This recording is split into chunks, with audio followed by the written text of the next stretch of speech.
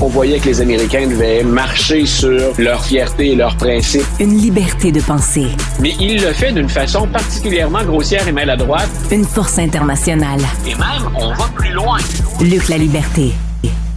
Luc, les débats, on aime ça, les débats entre les candidats à la présidentielle, ceux qui veulent diriger le pays, puis les débats entre colistiers, on s'en fout un peu. Mais là, écoute, le débat entre J.D. Vance et Tim Walz, ça risque d'être quelque chose.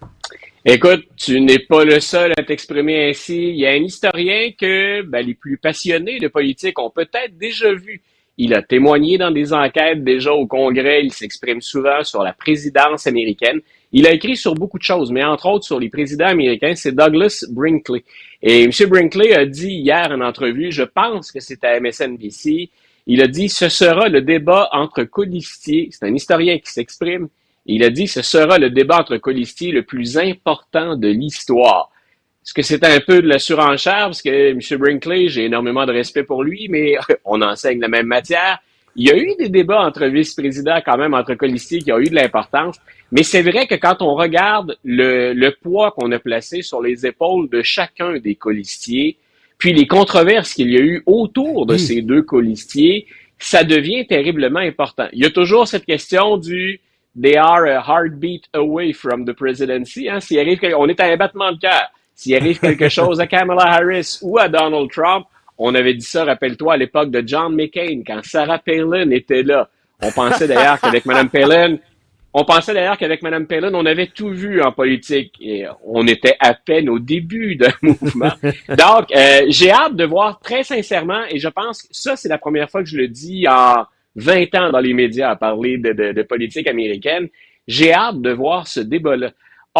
Je n'ai toujours pas oublié, je défends mes propos jusqu'au bout, que j'avais dit que J.D. Vance, Donald Trump, allait l'ignorer comme colistier parce qu'il était drôlement intéressant et fort, J.D. Vance. Et je le voyais à l'époque comme vedette éventuelle du Parti républicain, mais il n'a pas cessé de se mettre dans l'embarras et même de nuire à Donald Trump. Donc, non seulement Donald Trump le choisit, mais depuis qu'il l'a choisi, J.D. Vance est tout sauf un bon colistier. Il peine vraiment à se démarquer. Moi, si je suis un républicain, je mise encore sur J.D. Vance. C'est un gars intelligent. Il a le sens de la formule. Je pense qu'il a dû trahir un certain nombre de choses pour travailler avec Donald Trump et c'est peut-être là où il peine un peu à se démarquer. Mais j'ai encore confiance, si je suis un républicain, dans la capacité de J.D. Vance, donc de marquer des points. Et Donald Trump est celui, au moment où on se parle, qui a le plus besoin de points. De l'autre côté, Tim Walz, jusqu'à maintenant, on ne l'a pas surexposé. On s'entend dans les médias. Il y a eu cette première entrevue, je ne sais pas si tu te souviens, il y a tellement de choses qui passent très rapidement.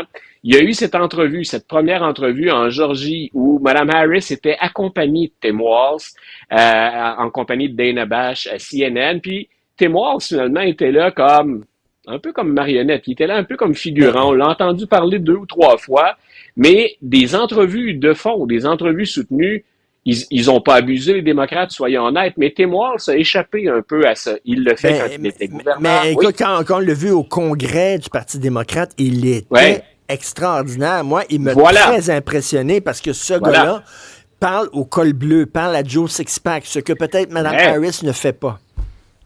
Voilà, non, et voilà, ce que j'allais dire, donc, c'est, oui, on a l'impression dans les deux cas qu'ils ont des choses à prouver.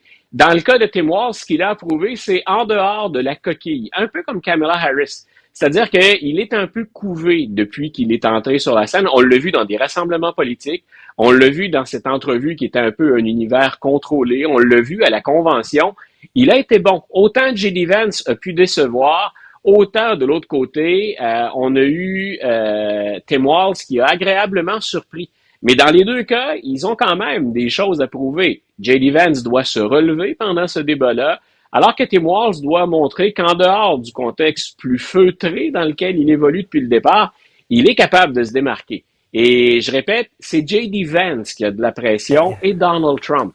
Tous les chiffres montrent il y a un léger avantage à Harris. Personne dit que c'est joué, personne pense à une victoire assurée, mais il y a un léger avantage. Donc, J.D. Vance doit non seulement défaire cette image qu'il a depuis qu'il est candidat à la vice-présidence, Mais il doit aussi non seulement se relever, mais faire progresser Donald Trump. Écoute, toi, tu lis tout ou presque ce qui s'écrit sur la politique américaine, les choses sérieuses comme les choses moins sérieuses. C'est quoi cette histoire que J.D. Vance a fait l'amour avec son sofa? C'est quoi cette affaire-là, Luc? Ça, c'est très souvent... Écoute, j'adore que tu me poses la question parce que ceux qui suivent un peu les émissions humoristiques aux États-Unis, il se passe pas une semaine depuis que J.D. Vance est dans la course sans qu'on réfère à ça. Ben La oui. désinformation, on lutte contre ça au quotidien. C'est une véritable plaie, c'est une tare. Puis il faut surtout pas baisser la garde.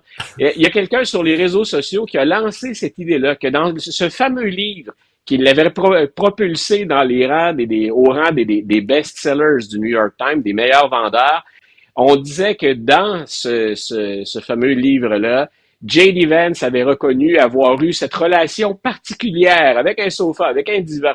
Et c'est de la pure fiction, c'est de l'invention. Il y a beaucoup de choses dans Hillbilly Elegy qui sont des choses intéressantes, des choses sur lesquelles on pourrait insister. D'ailleurs, ton préféré, Bill Maher, est revenu là-dessus il y a pas très, très longtemps. Mais tout ça est de la pure fiction. Tout ça est inventé. Mais c'est devenu un running gag.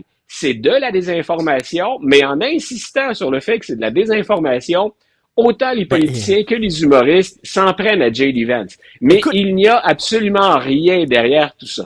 NPR, National Public Radio, ceux qui connaissent pas ça, c'est comme le PBS à la radio, c'est des gens hyper sérieux, puis tout ça. Ils ont fait un reportage là-dessus. J'imagine NPR avec le ton qu'ils avaient. Non, il n'a pas baisé son sofa. Comment ce côté? Non, mais ça Nous s'invente pas, Luc.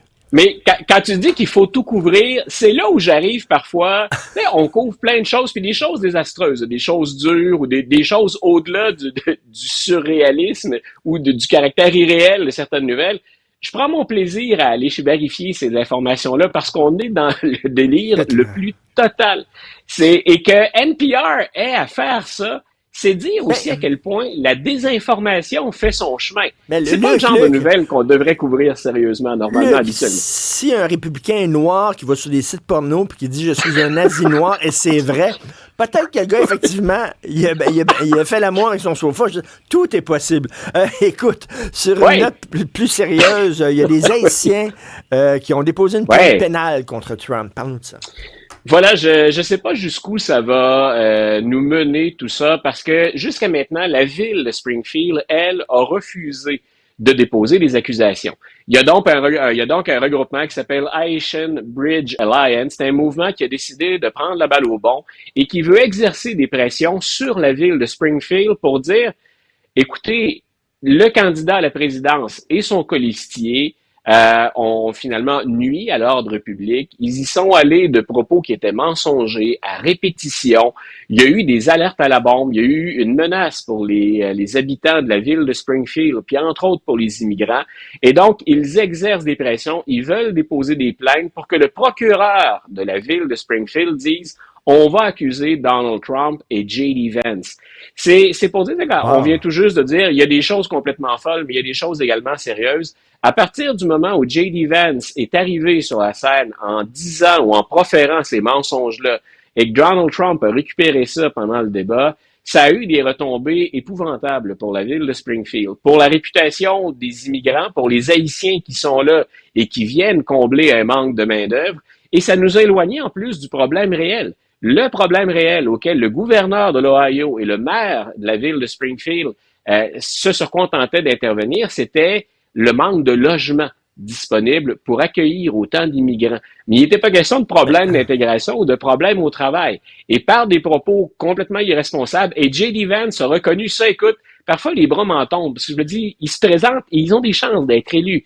J.D. Vance a reconnu avoir inventé ça. Il dit finalement, écoutez, des gens me l'ont raconté, donc je l'ai dit.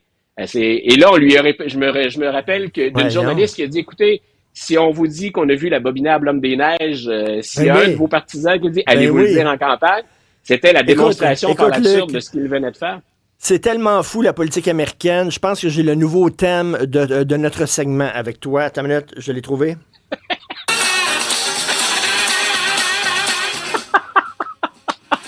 Là,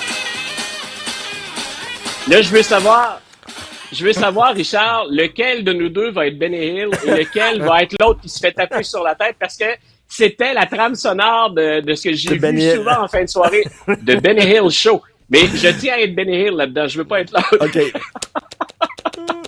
Merci, Luc. Salut. Bonne fin de journée, bye.